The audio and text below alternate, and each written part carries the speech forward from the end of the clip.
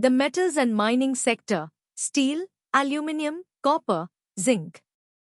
The most cyclical corner of the entire market. These companies don't really control their own destiny. Their fortunes are set by global commodity prices, by China, and by the US dollar. Get the cycle right and metals can multiply your money. Get it wrong and they can halve it. Timing is everything here. Let's learn the fundamentals, technicals, and strategies for this high-risk, high-reward sector. First, split metals into its pieces. The biggest is ferrous, steel, driven by construction, autos, and infrastructure, and closely tied to India's own capex story. Then there's non-ferrous, aluminium, copper, and zinc, which are global, priced on the London Metal Exchange, and increasingly linked to electrification and the energy transition. There's mining, the coal, iron ore, and ore producers who feed the metal makers and who are especially sensitive to government policy. And a crucial distinction cuts across all of it: integrated producers who own their own ore have a low-cost, safer position, while converters who buy their raw material are higher cost and far more cyclical. That cost position, as we'll see, decides who survives the cycle. What drives metals? 4 forces, almost all global. The first, and the giant, is China, the world's largest producer and consumer of metals. Its demand and its output policy rule global prices more than anything else. When China stimulates, metals soar; when it slows or dumps, they crash. The second is LME and global prices. Metals are priced worldwide, and Indian producers' realizations simply follow the London Metal Exchange with a short lag. The third is the US dollar. Because commodities are priced in dollars, a strong dollar often pushes metal prices down, and vice versa. The fourth, and the one bright domestic spot, is India's own capex, the infrastructure and construction boom that gives steel demand a structural floor beneath the global cycle. Now, the metrics for analyzing a metal company. Metals have their own hard-edged metrics. The first is global prices, set on the London Metal Exchange, the LME. Copper, aluminium, and steel prices there set the revenue ceiling for Indian producers, whose realizations follow with a week or two lag. Track the LME weekly; it matters more than any domestic factor. The second is cost per ton.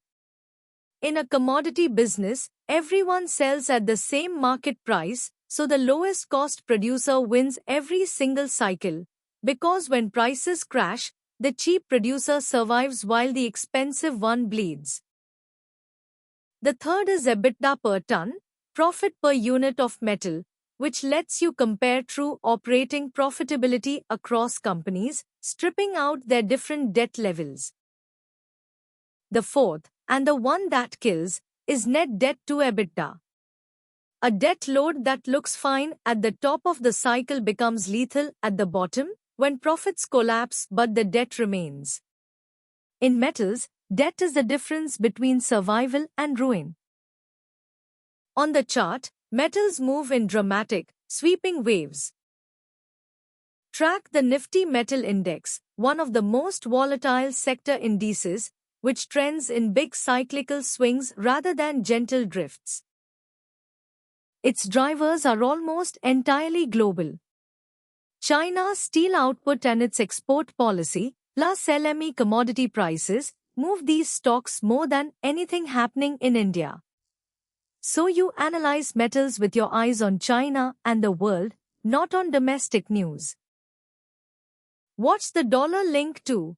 Commodities are priced in dollars, so a strong dollar often pressures metal prices and therefore metal stocks. Those big cyclical swings are a gift for patient cycle timers and a trap for anyone who chases a vertical rally at the top. How do you play the deepest cyclical of all? 4 strategies. First, and most important, buy low in the cycle. Accumulate metals when they are hated, when prices are depressed and headlines are grim, and sell into the boom when everyone loves them. This is the opposite of what feels comfortable, and it's exactly right. Second, on the low-cost king. The lowest cost producer, carrying low debt, survives every downturn and thrives in every upturn. In a commodity business, the cheapest and safest operator is the one to hold. Third, choose your risk level. A diversified miner across several metals is steadier, while a single metal pure play is a higher beta bet on one commodity's price. Fourth, ride the structural theme.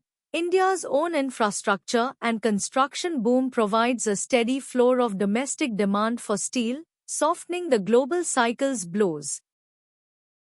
In metals, buy fear and sell greed, and always mind the debt. Let's make metals a checklist. 5 steps. Step 1. Start with the big picture, the LME price trend and China's demand, because these set the sector's fate.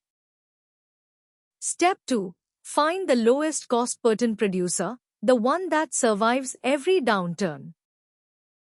Step 3. Compare EBITDA per ton across companies to see who is genuinely more profitable, stripping out leverage. Step 4. And this is vital, stress test the net debt to EBITDA ratio using cycle bottom prices, not today's. Ask, could this company survive if metal prices halved? Step 5. Buy when the sector is hated and cheap, and never chase a euphoric price peak. In metals, your entry point in the cycle is almost everything. Now, the severe cyclical traps. Now the cyclical traps in metals, and they are severe. The first, buying because metal prices are soaring and profits are gushing. Buying at the price peak means buying compressed future margins, because prices will eventually mean revert down. The best time to buy is when prices are low, not high. The second, the classic cyclical illusion of a low priced earnings. Metal stocks show their lowest PE right at the top, when earnings are peaking. Don't be fooled, judge them by price to book and by where you are in the cycle, not by PE. The third, dismissing high debt because current profits are huge. At the top of the cycle, that debt looks harmless. At the bottom, when EBITDA collapses, the same debt can bankrupt the company. Debt is the #1 killer in this sector. Buy low, on the low-cost survivor, and fear leverage. That is how you win in metals. Metals, gathered up. Global LME prices and China set the revenue, so you track the world, not India. Cost per ton and EBITDA per ton reveal the real winner, the lowest cost producer, and net debt is deadly at the cycle bottom. It's the deepest cyclical of all, buy when metals are low and hated, sell when they're high and loved. And never fall for the trap of a low price to earnings at the peak. In metals, buy the fear, never the euphoria. Next, energy, oil, gas, and power.